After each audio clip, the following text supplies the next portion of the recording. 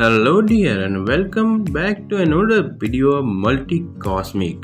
और अगर आपको नहीं पता है तो ये एक ऐसी स्टोरी है जिसमें पूरे के पूरे अर्थ के हर एक हीरो की यहाँ वाट लगी हुई है, क्योंकि सामने खड़े हैं इनके मदर ऑफ द ओमनिवर्स के साथ पूरे के पूरे यूनिवर्स के हर एक विलन की टीम। और इस एपिसोड में आपको इन सब के बारे में और भी ज़्यादा पता चलेगा, इसीलिए अब ज़्यादा देरी ना करते हुए एपिसोड को शुरू करते हैं।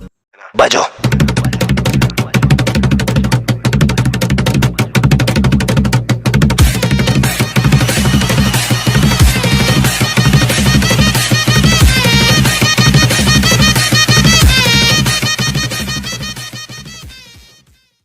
जस्टिस डूम वॉर के पहले ही एपिसोड में हमें देखने को मिलता है कि Lex Luthor Superman, wonder woman और बैटमैन को बुरी तरीके से हरा करके और सुपरमैन को मार चुका है। और वो कह रहा होता है, हाँ तुम्हारा ये छोटा सा वॉर तो शुरू होने से पहले ही खत्म हो गया, मुझे तो कहना ही पड़ेगा किसी न किसी तरीके से तुम इससे बेहतर कर सकते थे। तभी वहाँ पर ग्रीन लैंटर्न आ जाता है और वो कहते हैं ये वॉर अभी यहाँ ख़त्म नहीं हुई है, मेरे दोस्तों को मारना क्या तुम्हें अच्छा लगता है लूथर? अब तुम्हें बताओ ये तुम्हें कैसा लग रहा है? तब लूथर कहता है ये तो मुझे जरा खुजली हो रही है। तब ग्रीन लैंटर्न कहता है अल्ट्रा वायलेट लाइट तुम इसे कैसे कर रहे हो आखिर? तब लूथर कहता है हाँ जॉन, मैं पूरे के पूरे स्पेक्ट्रम पर अपना कंट्रोल कर चुका हूँ। अब ये तो तुम्हारे अंदर भी हमेशा था, लेकिन तुम कभी भी इससे कंट्रोल नहीं कर पाए। और इसी के साथ वो ग्रीन लैंटर्न को ही मार देता है। ग्रीन लैंटर्न के मरने के बाद वहाँ फ्लैश आ जाता है और फ्लैश को वो रोकते हुए उसे स्पीड फोर्स की मेन प्रिंसिपल्स के ही जरिए उसे ही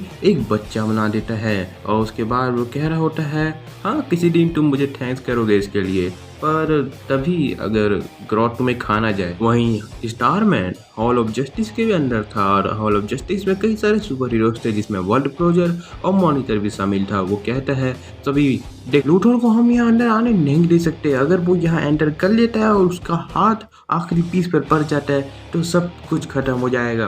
और तभी वहाँ पर एक ब्लास्ट होता है और तब लूथर की आवाज़ आती है इसके लिए बहुत ही ज़्यादा देर हो चुकी है स्टारमैन, तुम भी बहुत ही गहराई में जानते हो। पर वो वापस शूट खड़ी हुई है, डूम जीत चुका है, जस्टिस लीग अब मर चुकी है पूरी तरीके से और कुछ ही समय में नए गॉड भी मर जाएंगे। और इस भयंकर मंजर को देख करके जस्टिस लीग के सारे मेंबर्स का अचम्मा फट जाता है। दरअसल है वो जैसा कि लूथर पेरपेटुआ के साथ पूरे पूरे हॉल ऑफ डूम को लेकर के आया हुआ होता है। उसके साथ एक स्पेशल आर्मी भी होती है जो कि पेरपेटुआ ने क्रिएट की थी।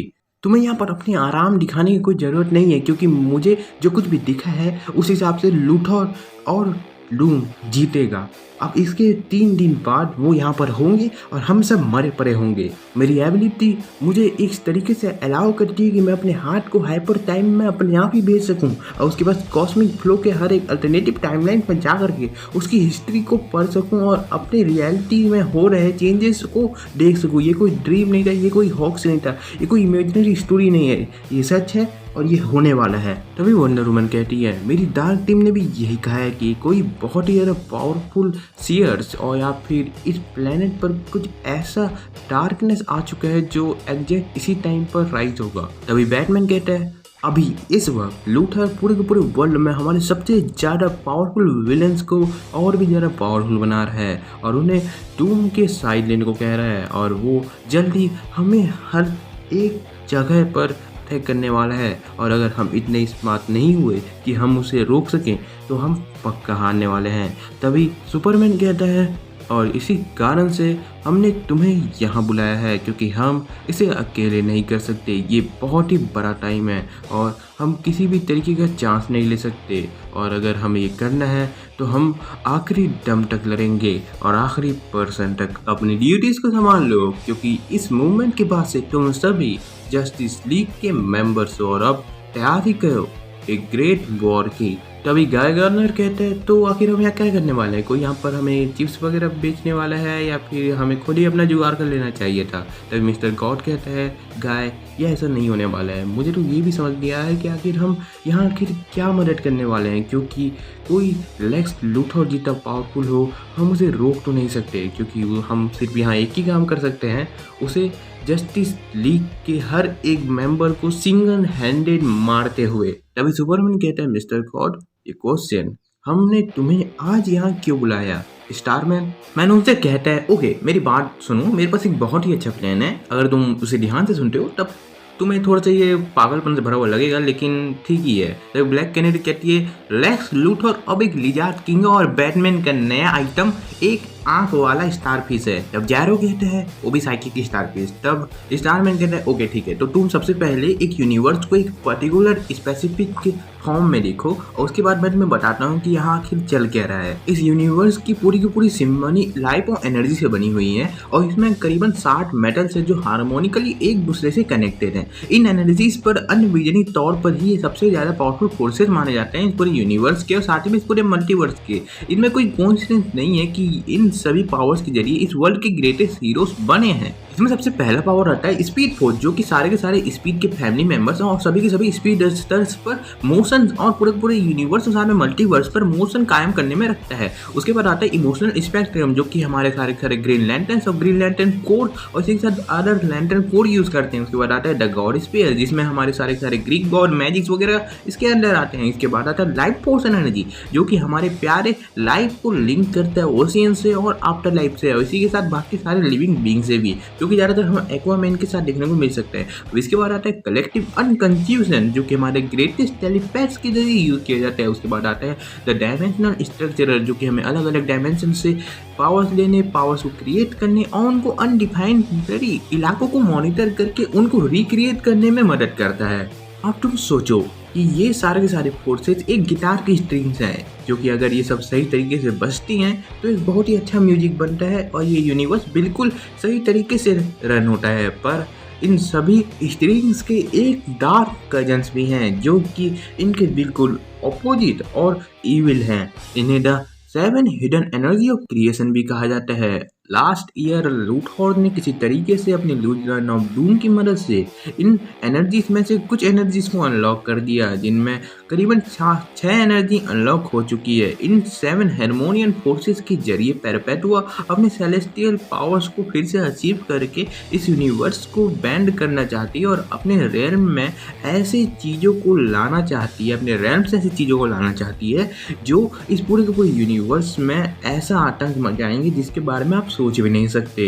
वहाँ अब यह यूनिवर्स ऐसा बन जाएगा जहाँ पर सिर्फ और सिर्फ सुप्रीम और पावरफुल लोग कमज़ोर और असहाय लोगों पर खाली टॉर्चर करते हैं, उन पर रूल करते हैं। लूथर पिछले साल किसी तरीके से टोटलिटी के एक छोटे से हिस्से को ढूंढ लिया जो कि परपेटुआ को कैद करे हुए था, पर इसके बाद उसने कई सारे यूनिवर्स के डार्क फोर्सेस को एक्सेस किया। अब एक ही लास्ट डार्क फोर्सेस बची है, क्योंकि उसने 6 डार्क एनर्जीज को हासिल कर लिया है और वो अब अभी तक का सबसे ज़्यादा पावरफुल और ओरिजिनल एल्फिक प्रेडिटर बन चुका है।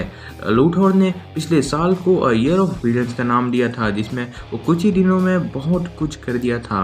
और मैं तुम्हें बता देता हूँ, अगर हमने कोई भी गलती की और अगर हम हारे यहाँ पर, तो इस यूनिवर्स के सारे स्ट्रिंग्स को रीस्ट्रिंग कर देगी और वो अपने इस रियलिटी को हमारे रियलिटी में लेकर के आ जाएगी।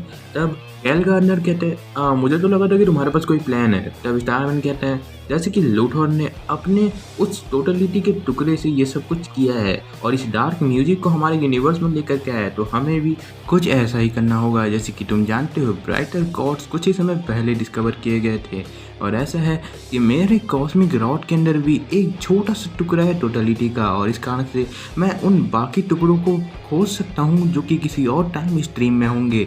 और मुझे पता लगा है कि एक टुकड़ा फ्यूचर में और एक टुकड़ा पास्ट में है, तो जस्टिस लीग अभी 3 हिस्सों में बटेगी। तो एक टीम फ्यूचर में जाएगी, एक टीम पास्ट में जाएगी और जो बाकी की टीम के मेंबर्स होंगे वो यहाँ पर मेरे साथ यहाँ पर उस पोर्टल को खोले रखने में मदद करेंगे। तभी वर्ल्ड प्रोजेक्ट कहता है और उन टोटलिटी के टुकड़े का यूज़ करके मैं मॉनिटर और एंटी मॉनिटर हमारे मदर परपेटुआ को फिर से कैद कर देंगे। उन सुपर हीरोज में से एक पूछता है, तो हमारे यहाँ पर क्या काम है। तभी स्टारमैन उन्हें बताता है कि अगर उस पोर्टल को खुले रखते हुए किसी का हमारे ऊपर हमला हो जाता है या फिर लेक्स लूथर अपने सारे विलेंस को यहाँ हमला करने को भेजता है, तो तुम्हें वो सभी से हॉलो फ्रेम को किसी भी हालत में प्रोटेक्ट करना होगा। बैटमैन कहता है, क्योंकि अगर हम पास्ट में हारे तो हम यहाँ पर हार जाएंगे, अगर हम फ्यूचर में हारे तो हम हार जाएंगे, और अगर हम यहाँ पर हारे तो भी हम हार जाएंगे, तो हमें कहीं भी हारना नहीं है। इसी बीच केंद्रा वहाँ से जाने लगती है और सयान उसके पीछे आता है कि उससे उससे बात करनी है। तभी सुपरमैन उसे आकर के समझाता है कि हमें यहाँ पर तुम्हारी ज़रूरत है, अभी तुम यहाँ से कहीं नहीं जा सकती। और अब हम देखते हैं कि वहाँ सुपर हीरोज़ के बीच एक लेक्स लूथर का जासूस भी था। वहीं दूसरी ओर लेक्स लूथर अर्थ को देख रहा होता है जो कि अब उसके काबू में धीरे-धीरे आ रही होती है। और तभी वहाँ पेरपेटो आकर के कहती है वो धीरे-धीरे करके हमारे बराबरी में आते जा रहे हैं। तब लेक्स लूथर कहता है वो कुछ भी कर ले पर हमारी बराबरी में नहीं आ सकते, क्योंकि मैंने जो प्लान किया है माइलीज वो इतनी आसानी से टूटने वाला नहीं है। और क्या अभी आपको चैम्बर के अंदर नहीं होना चाहिए था? तब पेरपेटो कहती है मैं हर एक मिनट ग्रो करती हूँ मेरे बच्चे, और मैं सेंस कर सकती हूँ तुम्हारे फॉर्म में भी ये काफी हद तक सही जा रहा है, क्योंकि तुम्हारी पावर अब पहले से कहीं गुना ज्यादा बढ़ चुकी है। तुम मेरे लिए एक मार्बल हो लूथर। और इसके बाद लेक्स उसे आगे के प्लान के बारे में थोड़ी और जानकारी देता है। उसके बाद वो पहुंच जाते हैं सीधे उन जगह पर जहां पर अभी इस पूरे के पूरे अर्थ और पूरे स्पेस के सभी विलेंस आए हुए थे। और वो पेरपेटो को इन्हें दिखाते हुए कहता है ये है तुम्हारे नए लीजेंड ऑफ डूम।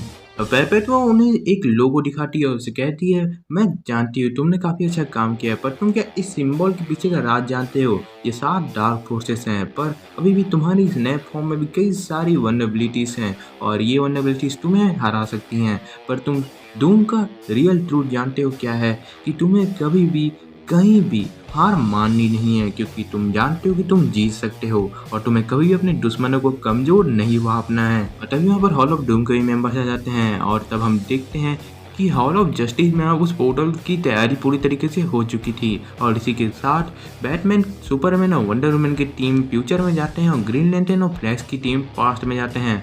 पर जैसे ही वो उस पोर्टल से टेलीपोर्ट हो जाते हैं वहाँ पर वो जासूस आ जाता है, जिसके कारण से टाइम स्ट्रीम में काफ़ी ज़्यादा गड़बड़ी हो जाती है और इस कारण से स्टारमैन का उनसे कांटेक्ट भी टूट जाता है। और इस कारण से वो दोनों की टीम अलग अलग फ्यूचर में पहुंच जाते हैं, जहां पर वो टाइम स्ट्रीम में थोड़ी फेरबदल के कारण सही जगह पर नहीं पहुंच पाते, जिसमें पास की किसी जगह में फ्लैश और ग्रीन लैंटर्न की बहुत ही घटिया क्रैश लैंडिंग होती है और उनके सामने खड़े थे इस वक्त जस्टिस सोसाइटी ऑफ अमेरिका, जिसमें पास्ट का फ्लैश उनसे कहता है कि तुम अपने पास को बचाने के लिए 1 हफ्ते लेट हो। और वहीं दूसरी तरफ फ्यूचर में किसी जगह पर सुपरमैन, वंडर वुमन और बैटमैन की भी एक क्रैश लैंडिंग होती है और वो दोनों बात कर रहे होते हैं और तभी उनके पास कोई आ रहा होता है। और तब हम देखते हैं कि ये ब्रेनियक के रोबोट थे जिन पर लीजेंड ऑफ डूम का सिंबल बना हुआ था और वो सुपरमैन, बैटमैन और वंडर वुमन पर क्रिप्टोनाइट से हमला करते हैं। और इसी के साथ वो ये सोचने लगते हैं कि आखिर ये कैसे हुआ, इन्हें क्रिप्टोनाइट यूज करना कैसे आता है। तभी बैटमैन कहता है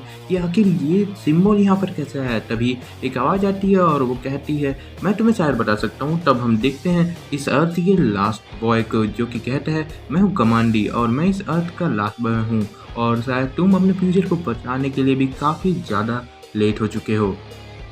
well guys, justice League Doom war का ये इशू यहीं पर खत्म होता है। जस्टिस लीग डूम वॉर का इशू 2 के ऊपर मैं काम शुरू कर दिया हूँ, जिसका टाइटल है Chaos across hyper time.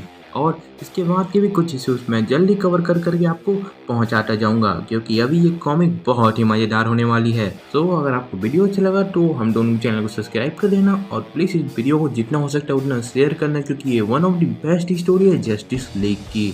After all this, thanks for watching.